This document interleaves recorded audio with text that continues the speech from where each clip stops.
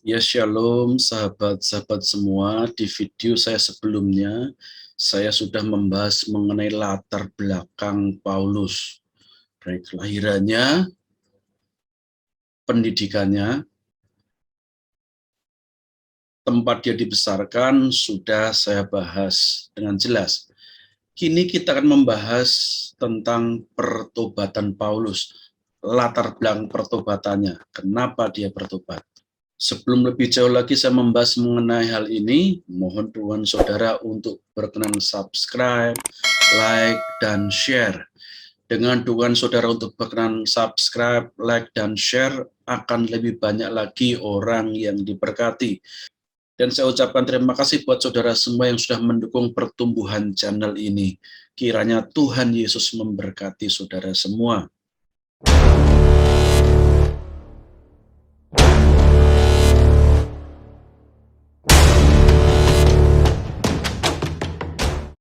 Video ini berjudul Saulus menjadi Paulus, pertobatan sang teroris.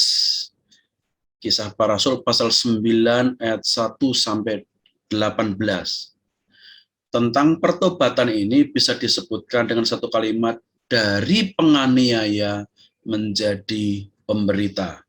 Mari kita membaca Kisah Para Rasul pasal 9 ayat 1 sampai 18 ini.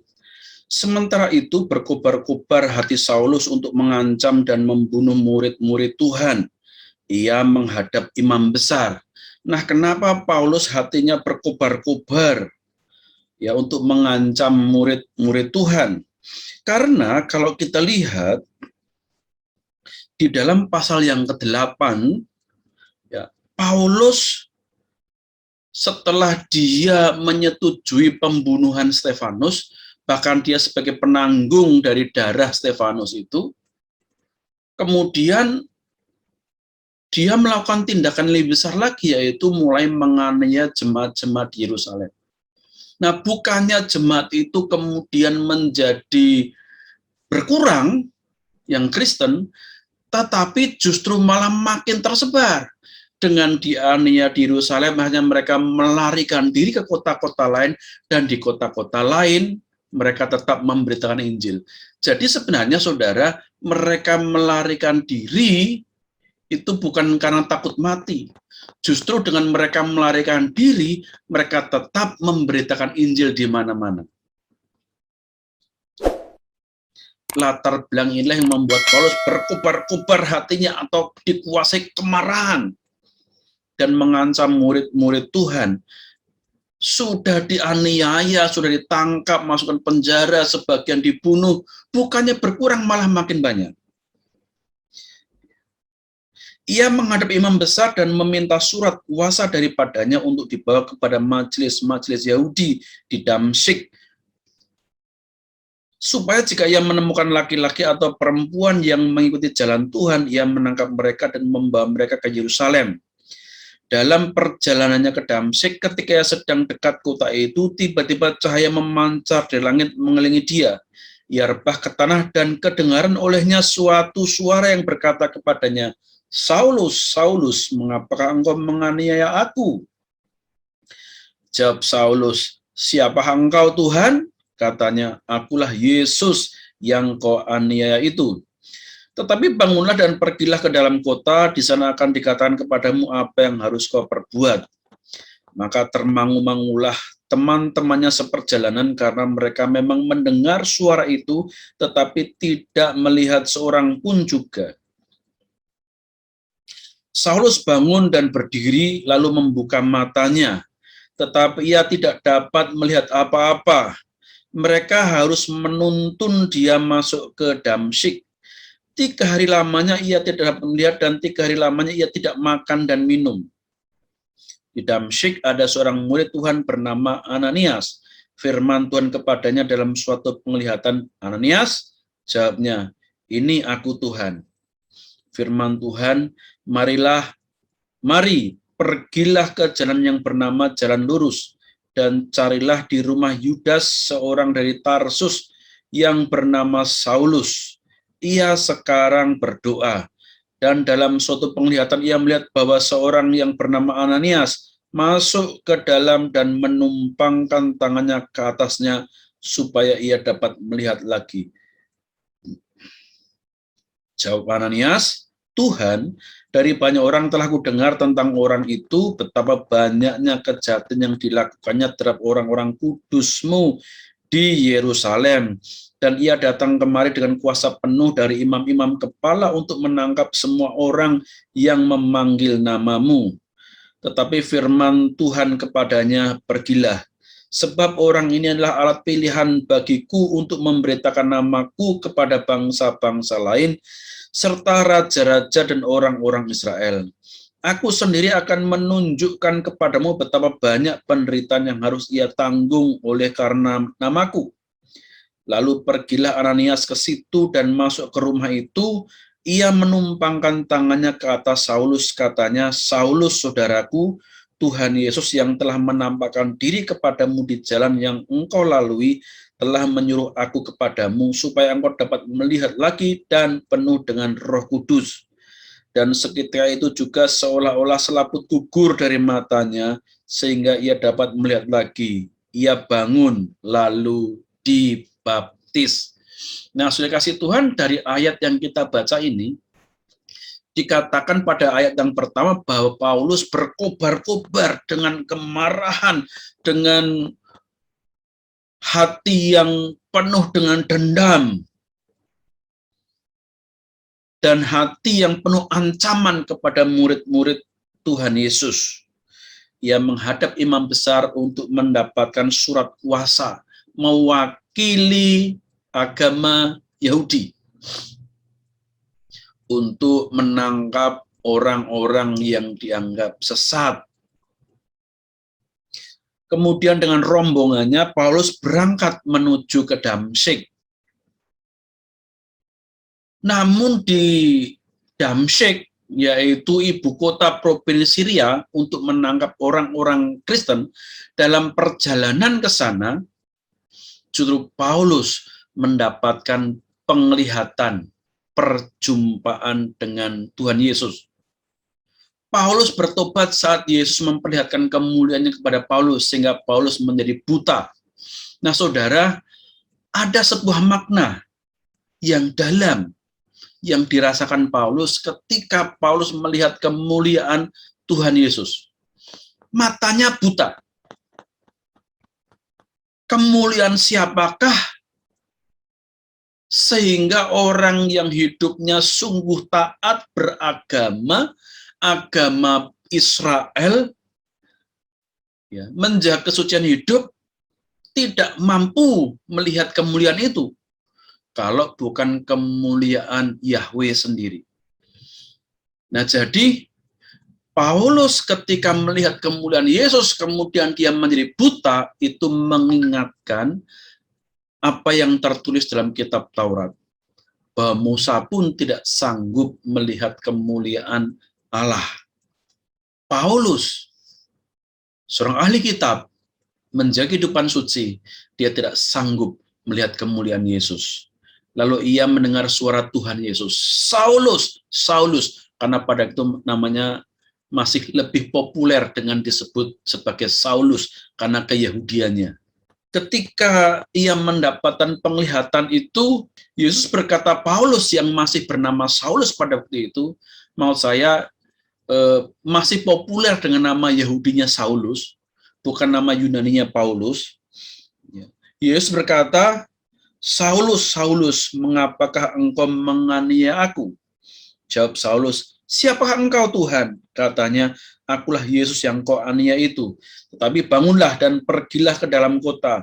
Di sana akan dikatakan kepadamu apa yang harus kau perbuat. Ini titik balik pertobatan dan keselamatannya.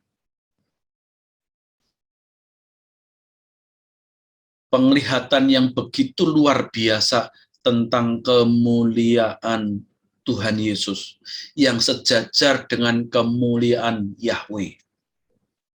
Lalu kemudian dia dituntun masuk kota Damsyik, tidak bisa melihat dan tidak makan selama 3 hari 3 malam.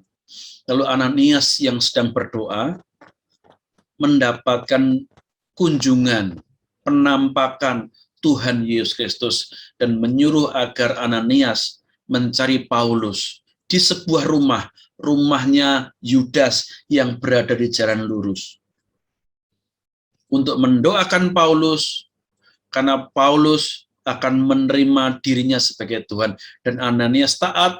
Kemudian di tangan Ananias Paulus bertobat dan dia dibaptis.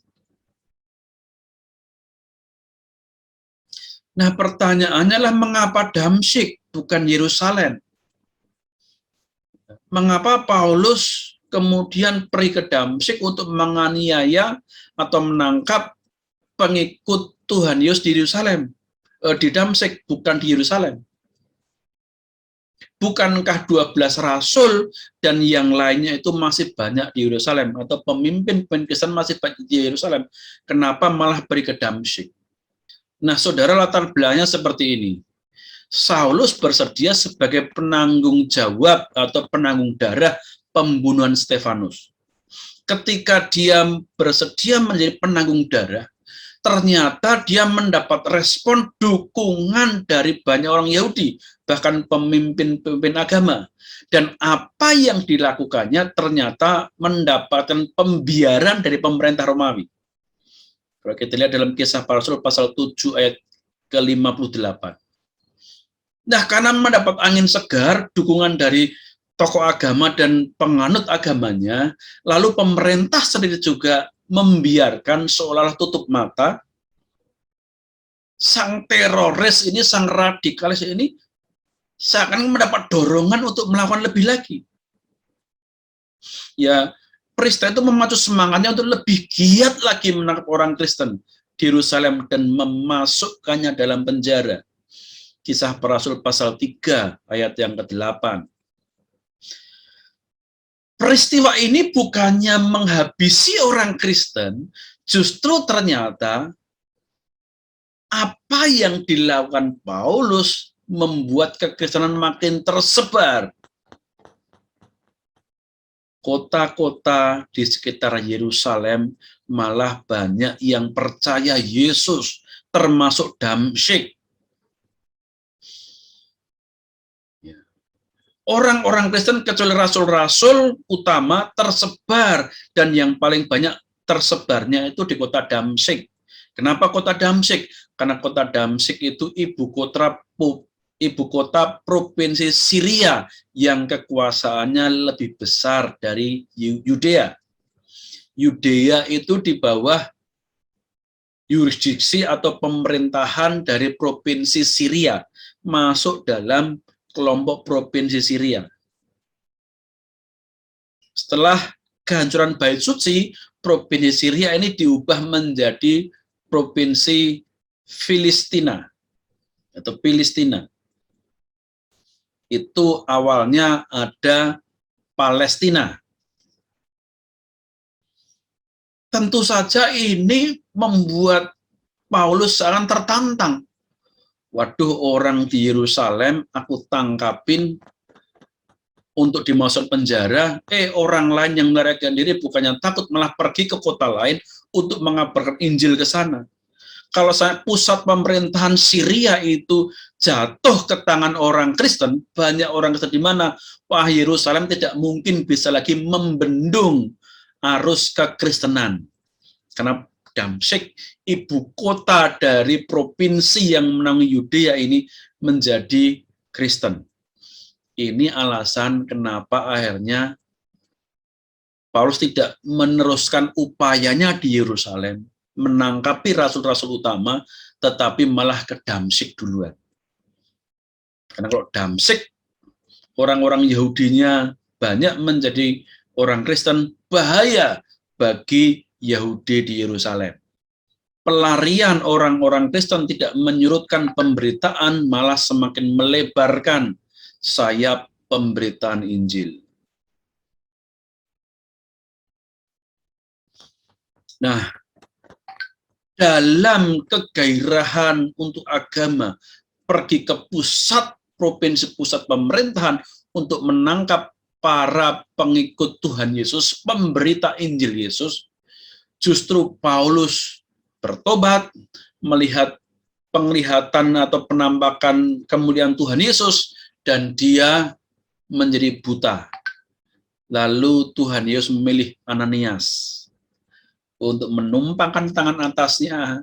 Ketika Ananias berdoa, gugurlah selaput mata dari Paulus sehingga dia bisa melihat lagi. Artinya mungkin korneanya yang seperti terbakar oleh kemuliaan Tuhan itu digantikan dengan kornea baru. Paulus penuh dengan Roh Kudus, kemudian Paulus dibaptis. Setelah itu dia berubah menjadi pemberita Injil di Damsyik. Banyak orang yang meragukan cerita ini dengan menyerang, wah Paulus itu pura-pura saja. Tidak mungkin dia pasti mengajarkan ajaran-ajaran palsu karena dia tidak pernah ketemu dengan Tuhan Yesus. Nah, saudara, kita perlu tahu siapa sih guru pertama dari Paulus. Yang memberitakan Injil pertama kali Paulus yaitu adalah Ananias. Siapa Ananias? Kisah Para Rasul pasal 9 ayat 10. Di Damsyik ada seorang murid Tuhan bernama Ananias. Perhatikan, kalau dikatakan murid Tuhan, itu artinya orang yang menjadi rasul dari Tuhan Yesus langsung. Ya, berarti Ananias ini adalah murid Yesus langsung. Firman-Nya kepadanya dalam suatu penglihatan, Ananias. Jawabnya, ini aku Tuhan.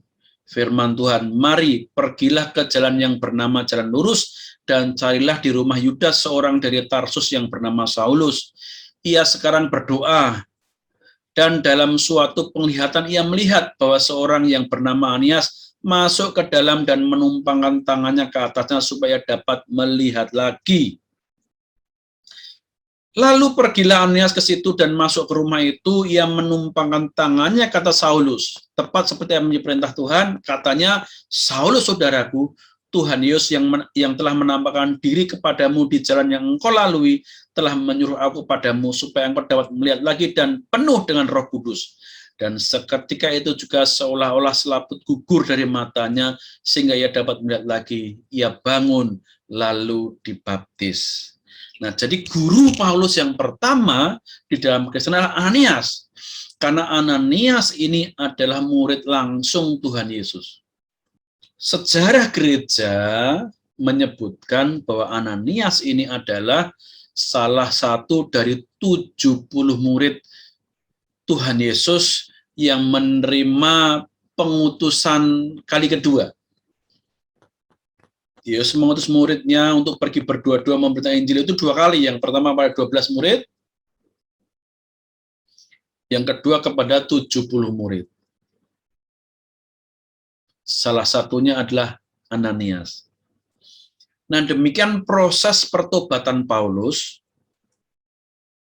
lewat Tuhan Yesus langsung, tetapi memang apa yang dia dapat dari Tuhan Yesus itu dikonfirmasi melalui murid Tuhan Yesus yang bernama Ananias di kota Damsyik. Kemudian Ananias yang membaptiskan Paulus, yang mengajari dia tentang Kristenan, yang menumpangkan tangan kepadanya sehingga Paulus ini penuh dengan Roh Kudus. Ananias, rasul ini juga kemudian sejarah mencatat bahwa dia juga mati martir di daerah sebuah kota Romawi. Kiranya apa yang saya sampaikan ini memberkati kita semua, pemahaman kita tentang kitab suci semakin diperlengkapi. Tuhan Yesus memberkati.